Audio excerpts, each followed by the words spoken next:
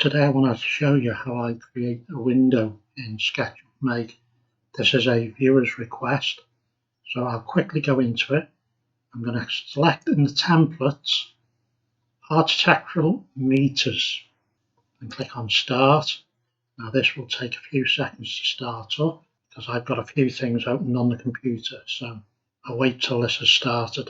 So the first thing I want to do is move Chris out of the way, so pressing M on the keyboard, move him out the way because we're not going to use him. He is approximately 2 meters tall or just under that, but I'm going to design in millimeters, and even though I've used the meters template, I'm actually, if I want my window to be 12 times 8, that is what I'm going to put in. So I'm quickly going to use the rectangle tool. I'm going to create a wall big enough. I want this on the green axis, so pressing left arrow key. I'll just make this wall approximately 400, 25. Now, as you can see, this is going to be massive. The next thing I want to do is push pull tool and push it out approximately 3 mil. And this will give us an equivalent of a 9-inch wall. Pressing the spacebar to unselect or get the select tool. I'm just going to quickly create another rectangle on the green axis to represent my window, and I said I wanted it to be 12, 8. Selecting the push pull tool, I want to push this through to the back there. Now this gives me an opening for the window to fit into. Okay, now what I need to do, I need to triple click it, right click, make a group. And then I want the rectangle tool again, and I want to draw on the green axis. I just want to go from corner to corner. So this is going to give me the object that I can make the window from. So next, I want to right click, reverse the face. Pressing on the keyboard, I want to select the item, and I want to go to 1001 bit and use this divide section into a panel. And here you can see we've got a number of settings. So we've got the thickness, the width, and W2. And we're going to make a regular framed window. We're going to have 3 rows and 3 columns. But for this one, I'm going to click on, I just want 2 and 2. Now frame depth, which is D, our frame is 3 mil, or the wall thickness is 3 mil. So I'm going to make this 1.5. This one I'm going to leave alone at 0.01. Frame width W, I want this to be, I would say, let's try 1 mil. You can mess with this if you like. Now W2, if I'm FDM printing, I would put this as 0.4.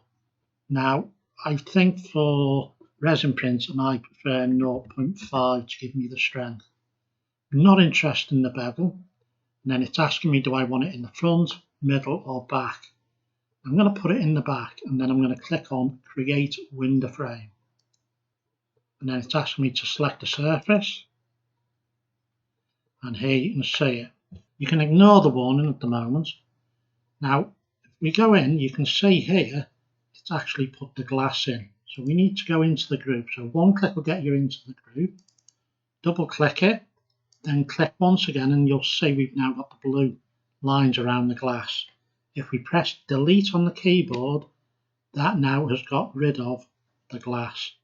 So that can be used very quickly to create your window. Now, in the model you've seen me on Thingiverse already, I've made this then slightly smaller. So if we scroll around to the other side of the window, here you can see it's recessed into what we would have would be brickwork. So the next thing I would do here, make sure you're in the group so it shows you are working inside it. pencil tool, join that one up, join that one up, join that one up, and then do the same here. Then pressing P on the keyboard, because I want the push-pull tool, I would move that back. Let's move it back 1 mil. And then we can have a quick look to see what sort of thickness we've got. So with the tape measure tool, okay, 0.5, I'm happy with that. You can, if you wish, use the erase tool and delete these lines. Not going to make any difference, but possibly just makes the drawing look a little bit tidier. So next I want to show you a slightly different shaped window, which is this one here. Now at the moment I'm inside the group still, and basically I need to get a copy of this window shape. So what I want to do is fill it in, then with the select tool, double click it, copy, select tool, come outside of the group, go back into the group, click on that, delete it, come outside the group again, and now I want to paste it back in place. Then I'm going to go up to the window frame tool up here and click on this. This time I'm going to pick 4 rows, 4 columns. I'm going to keep the same settings, and this time clicking on create, saying please select the face, so this face here, and here you can see now we've got this window. Then you just need to remove the glass how I showed you in the previous window. So hopefully this helps you learn how I do the windows, and the plugin is a free plugin and it has many other features that you can use. So I just want to show you how I would print this. Well, first you need to scale it. So I'm going to select the group and then I'm going to go to File, Export STL, Export. I'm going to save this as Window. Then I'm going to go into Super Slicer. You can do this with Prusa Slicer as well. I'm just waiting for this to start up. Then we're going to add the design, so Window STL. The first thing you're going to see, it appears too large, click OK. Make sure you clicked on it, and in the scale factor, this needs to be 0.1. So now it's small. The other thing I like to do is then right click, fix through Netfab, and then right click again, export STL. Click on yes. Now if you're going to use Prusa Slicer or Super Slicer, then you can then directly slice it for your printer. Again, if you're going to do these in a resin, which is what I did in the model you've seen on Thingiverse, I then take it into Chitterbox and do the slicing in that. And in the previous videos I've shown how I did the orientation for that, so I won't cover that again. Anyway, hope this helps people. Thank you for watching, and thank you for sending the request in for me by the email so I could do this video.